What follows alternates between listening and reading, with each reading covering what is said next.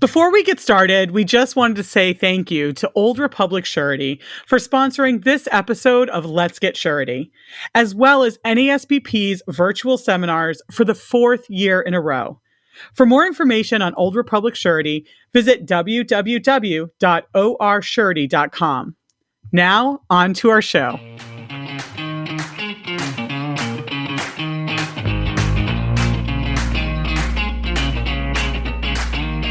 You're listening to Let's Get Surety. Let me hear your bonding talk with Kat Shamapande. Hey everyone, it's Kat Shamapande. Thanks so much for joining us for this episode of Let's Get Surety. Today, as my co-host, I have with me Mark McCallum, CEO of NASBP. Hey, Mark. Hi, Kat. Great to be back. I know. It feels like it's been so long. It does. But we got a great guest, so I'm looking forward to it. I'm excited. And an exciting topic. We're really talking about relationships, and in such a relationship-based industry, the importance those relationships have for us as we interact with each other and helping us support our contractors and clients in their growth as well. So I'm excited about that. So to discuss that with us, we have Dan Pope, and he's Senior Vice President of Underwriting with Old Republic Surety. Thanks for being on with us, Dan. Well, thank you for having me. It's a great opportunity. Before we dive into this topic, can you tell us a little bit about yourself and about Old Republic Surety? Well, as for myself, I've been in the surety business for 30 years. It's been my sole career. I've worked through a number of different positions. I began with a regional surety in the Midwest long ago, and in that time got my law degree and moved on to handle claims for a national carrier for 5 years, and then moved back to the underwriting side with Zurich Surety for 13 years, and then came to Old Republic 3 years ago as a regional vice president, and recently moved up to Wisconsin from Arizona, which smart people do that the other way around, but it was a good opportunity, and so here I am as the head of underwriting for Old Republic Surety. That's interesting too that you've spent your whole career in the surety industry. What led you to surety? Everybody's got a different story about how they fall into surety. In 30 years, I've only met a couple of people that had a family member that guided them into it or that sort of thing. Everybody's got a different story. My story, I returned from Peace Corps in Nepal and the Himalayas, and I was sort of hanging around my family farm, getting used to life in the fast-paced America again. And my mother sort of ran out of patience with me for hanging around the farm and not getting a gainful employment. And there was a local company that did a lot of insurance, and so I applied there. She essentially said something to the effect of, "You couldn't get a real job like I have." Well, that's where she worked, so I thought I'll try that. And lo and behold, they brought me in for an interview, and then they queued me up for a second interview. And so I had to find out what they really did. And everybody said, "Well, there's this department over in the corner. We don't really know what they do, but they seem really well taken care of. Nobody quits." And I want to do that. Well, that turned out to be the bond department, and that's how my interest in surety came about. And I've heard lots of variations on kind of the same thing of falling into it without really knowing what it was. What an interesting beginning. I mean, in the sense that I bet you can tell us some connections between the Peace Corps and surety. Like, I would imagine relationships are pretty important in the Peace Corps. and therefore it kind of translated to ultimately why maybe you were successful in the surety business. Well, ironically, most people, when they go into the Peace Corps, they wind up teaching or working on building something or, that kind of thing. I was attached to the Agricultural Development Bank of Nepal. Okay. And wow. So I was involved indirectly in construction there, though it was far different than what we do here in America. And, I kind of was a technical advisor to them on what could be built and shouldn't be built. And so, I made the most of that on my resume that I put together for that first job. But, ultimately when I showed up for the first day of work, I didn't know the difference between a bond principal and a bond premium. And Right. I had to learn everything as I went. And, a lot of people kind of move through the same process in surety. Yeah, you're definitely not alone in that, Dan. What it seems like every time I talk to a surety professional, when you ask them what they like best about what they do, they immediately go to the fact that they like to build relationships and how important that is to them personally and also for their success professionally. So when we talk about relationship-based surety, kind of what's your definition, Dan?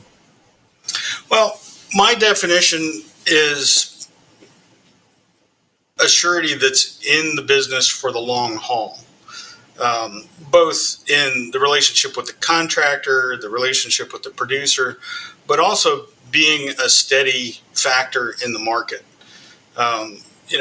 We've seen a lot of new entrants to the surety industry.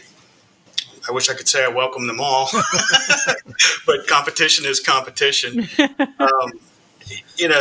They have a lot to prove that they're going to be around for, 30, 40, 50 years, as a lot of the other sureties have been.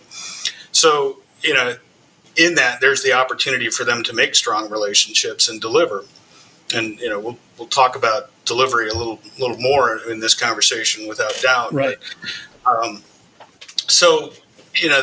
the real crux of the matter is, being able to work out a good relationship between the contractor and the surety, the field person, the underwriter behind the scenes, and it all comes down to open communication and trust. And within that, the broker is a key component Right. and the bond producer in keeping those lines of communication open, making sure that everybody's on the same page, making sure everybody gets to hear the other position, the other side, the future aspirations. That's the key in a strong relationship with the surety, is making sure all of that communication happens. Have you found that in the current environment with COVID and so forth, that you're making kind of special efforts to make sure that quality of communication and relationship remains? And do you see that as something that you're doing differently, or you've always done it that way? Well, it's a challenge without question. It's been a challenge for everyone. It's been a challenge for the brokers. It's been a challenge for those of us who, sit in an office in a different state trying to make that connection with the contractor who needs the next bond. I would say in this situation, weak relationships have been strained further. Strong relationships have been strengthened more. Everybody is trying to step up to the plate and keep things moving forward.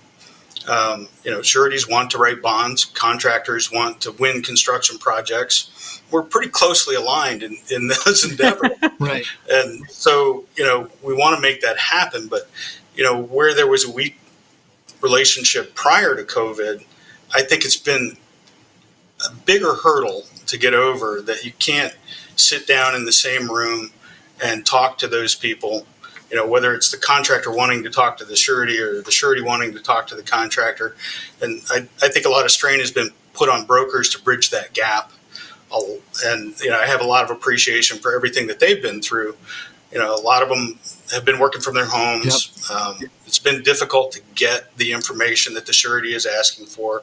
In a lot of cases, the professionals on the construction side haven't been easily available to deliver that information because they're working from home.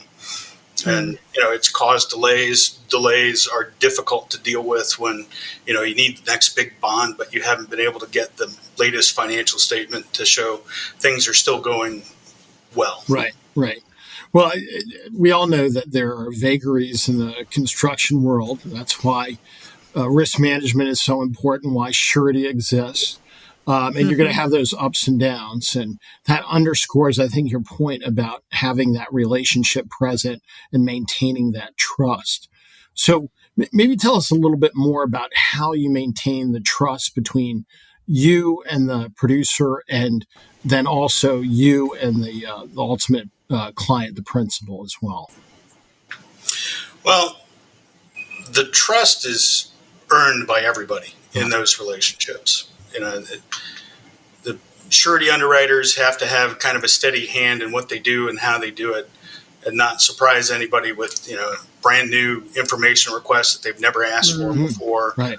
The broker needs to keep, as I said before, the broker needs to keep the lines of communication open, give the surety a long lead time on the next big project that's coming down the pipeline. And the contractor has to keep the surety informed on what's going on and how things are developing. If everybody's meeting that level of communication, the trust is pretty easy to establish. But a big thing in this situation has been the communication of negative news. Right. Everybody knows that bad news travels slower in the surety industry than good news. Good news gets forwarded right away. But in this situation where there's so much uncertainty that everyone is working around, the negative news is just as important as the positive news. And, it's not that sureties can't work past negative news or figure out how to work that issue with the contractor. We do on a daily basis. The contractors who hesitate to bring that news to the front and get it dealt with are the ones who have a more difficult time keeping a long-term relationship with the surety. Wow. Obviously news can go both ways. And how do you help the producer when they have to deliver news? Are you part of the process, or is that something that's typically done separate and apart? Well, a lot of that depends on how long-term the relationship has been with the contractor. Okay. If it's a contractor that has been with the company for several years, it's more likely that news is, if it's negative, there's going to be a couple of steps for remediation to be able to move on to the next bond. If it's a declination on the current bond request, the object for everyone here is to maintain the relationship and continue moving forward.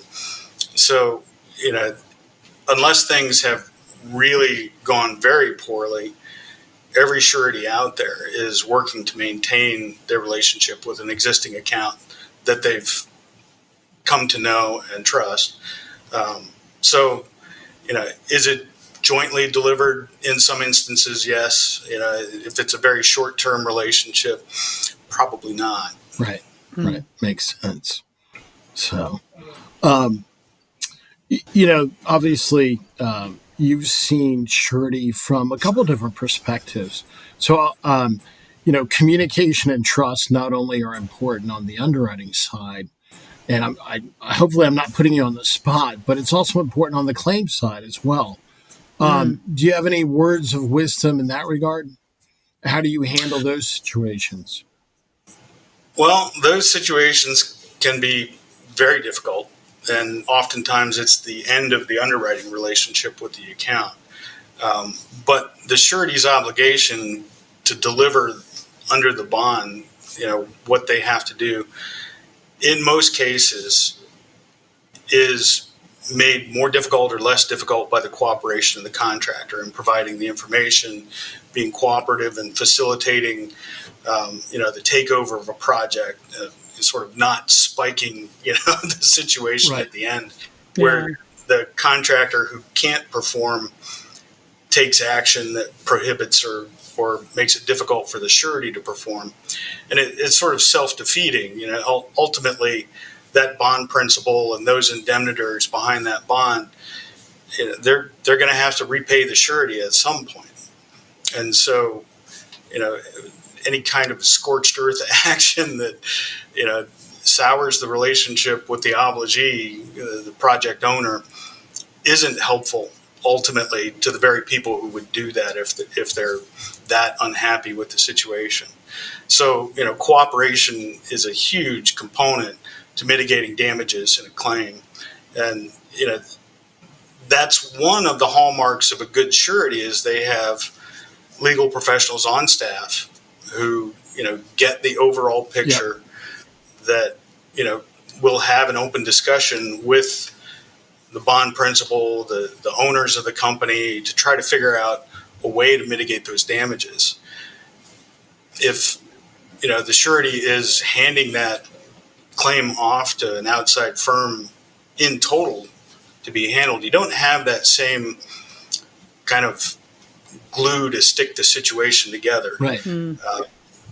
Well, and certainly, I would imagine that building that trust and communication quality on what I call the underwriting side will have benefits if, unfortunately, you go into a claim situation that can pay dividends, having that long-term relationship to at least feel like there's going to be that flow of information back and forth in that cooperation.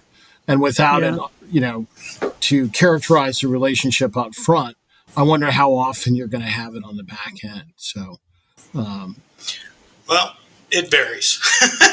In my experience, it varies, and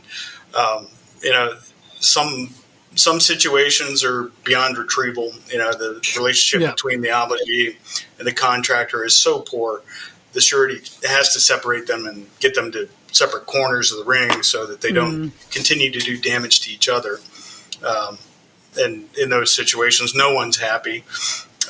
And usually that's kind of a sign that the surety's doing the right thing, that if everybody's equally upset with the surety's kind of pulling their weight and getting the job done. Right. So, being the guy who shows up in that situation with the checkbook, everybody wants a piece, and it's an interesting position to be in.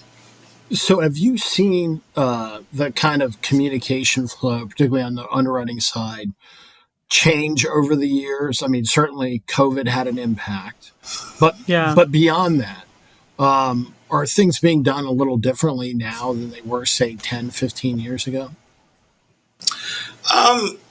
Mechanically, sure. Information travels faster.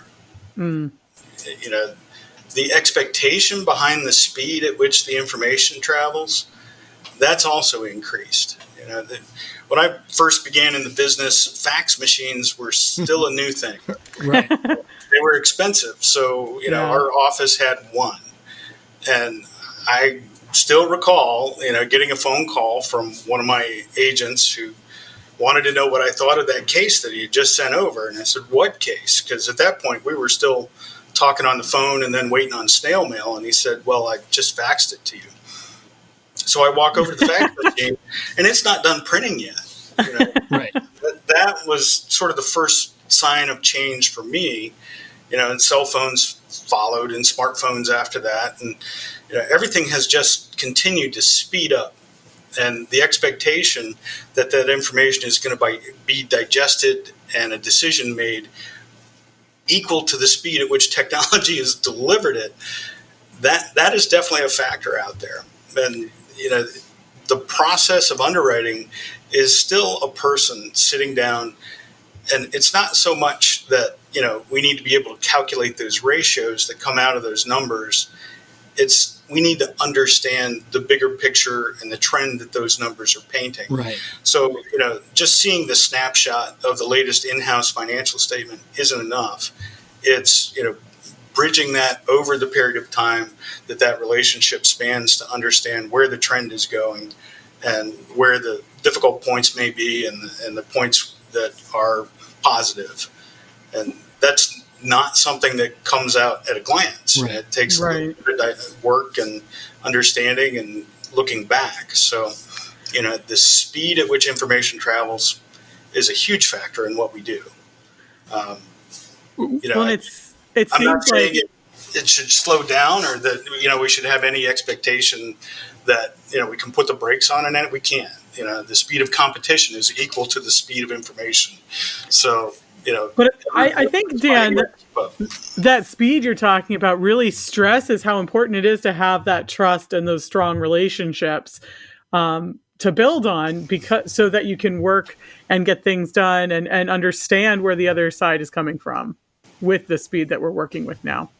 Without doubt. And, the tools that we use really haven't changed dramatically in the length of my career. We're doing the same financial analysis at the basic level.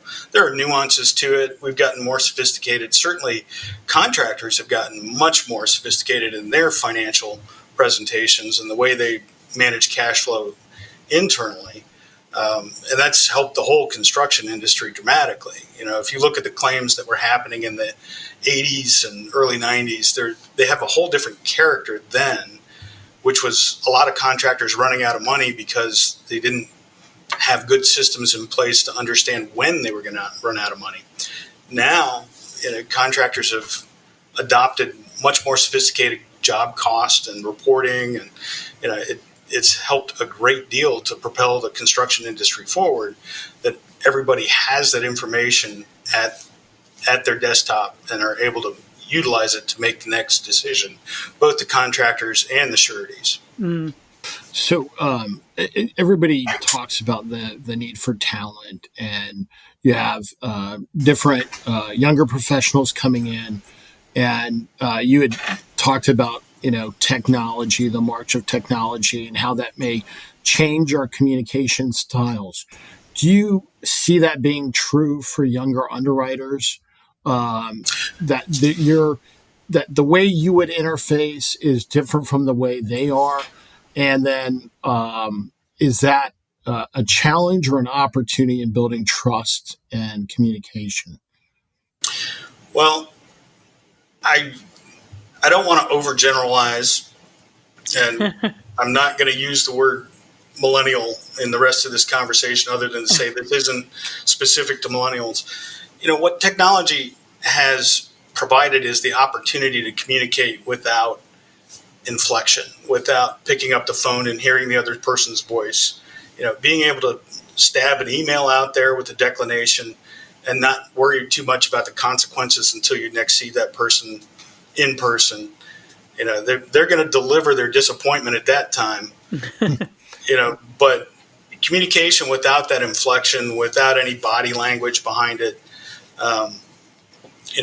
that's a challenge for all of us. We, again, back to the speed at which things travel, everybody wants a response, but if it's not the response they're looking for, the challenge is getting everybody involved to pick up the phone and either identify the issue or work their way through the problem.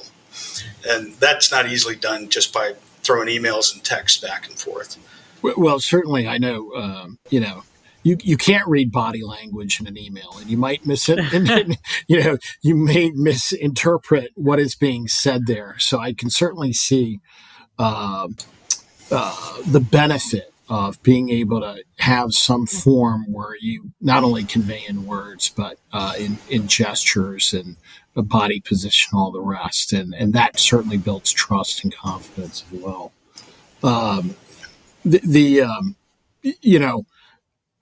Along those same lines, I'm sure in the pandemic, you, like everybody else in the country, had kind of a remote work environment. And that means that different staff aren't having those water cooler conversations. So how do you help them when you're in a remote work environment sharpen their skills to build that trust and communication with producers and with bond principals? Well, I would say this is a challenge that the pandemic has accelerated, but it's not a new challenge.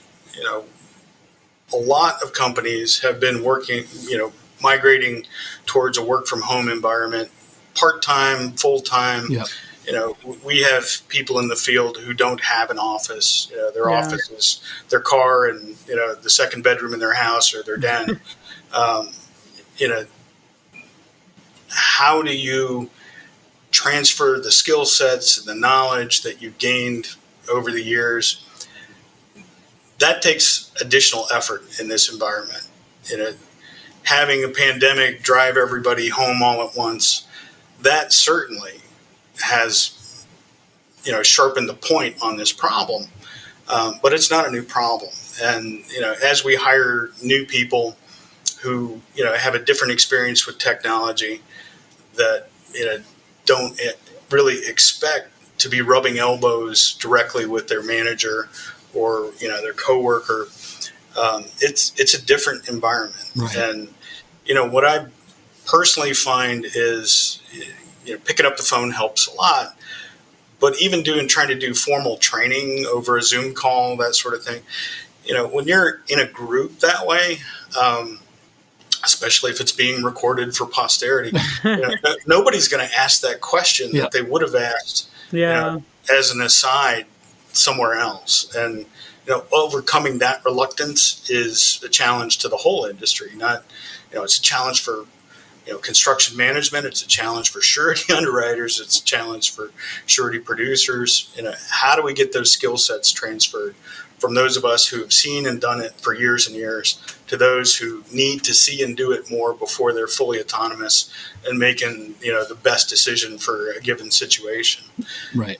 It's something that remains ahead of us even after the pandemic is long gone. Well, it seems like that knowledge transfer is not going to be antiquated going into 2022, I imagine, nor will trust and communication, quality communication, also diminish in 2022. How are you looking at those types of qualities going into the near future, particularly now that there's an infrastructure bill that has been passed? Do you see additional challenges in the near term and long term in that regard? Well, I'm going to say, we have this infrastructure bill and it's moving forward. I don't think the impact is going to arrive in the world of surety for another 18 months to 24 months. Yeah. I've been around long enough to, survive the financial crisis in the 2000s, up to 2011. And, there was a great deal of talk about rolling out these shovel-ready jobs that supposedly were already on the boards, and, they put money behind it. But it took a good deal of time for that to actually get to the point where we were writing bonds on those shovel-ready jobs. There was still a whole lot of work to get done. And within the infrastructure bill, they've identified what buckets of funding, but they haven't identified very many specific projects that are going to roll forward because of that. So, partly we have some time to contemplate how we're going to, pick up the uptick of the construction market when those funds do become available and those projects are identified. But, there is a great deal of capacity in the surety industry right now. It's not as though any of those projects is going to lack for a surety that will write that bond, regardless of who the contractor is, for the most part. So I don't think the infrastructure bill in and of itself and all the money behind it is going to be anything but a great opportunity in the surety industry, a great opportunity for the brokers, and obviously great opportunities for the contractors. Right. So I think it's going to get sponged up as quick as they roll it out. Well, that's great. Yeah. Well, I mean, it's been great talking to you about just kind of where you see us going and about the importance of relationships in our industry.